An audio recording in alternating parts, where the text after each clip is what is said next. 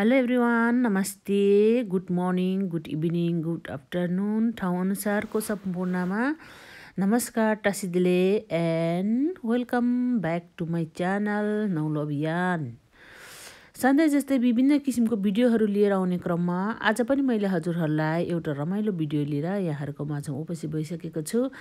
भिडियोको शैलीको साथमा र गत भिडियोमा मैले विभिन्न देशको फुड आइटम्सहरू यहाँहरूलाई देखाएका थियौँ र आज पनि मैले तपाईँहरूको माझमा फेरि त्यही भिडियोको दोस्रो पार्ट र विभिन्न फुड आइटम्सहरू हजुरलाई देखाउन गइराखेको छु।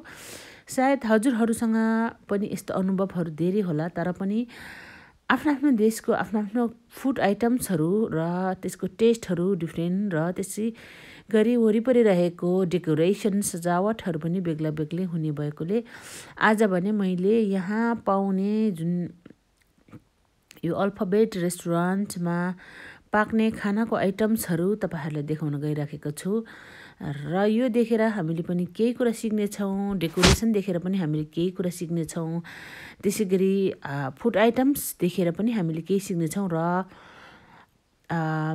जुन डेकोरेसनहरूबाट पनि हामी धेरै नै प्रभावित भएर यो भिडियो खिचेका हौँ र तपाईँहरूको माझसम्म ल्याउने प्रयास गरेका छौँ। बाँकी भिडियोबाटै तपाईँहरूले हेर्न सक्नुहुन्छ।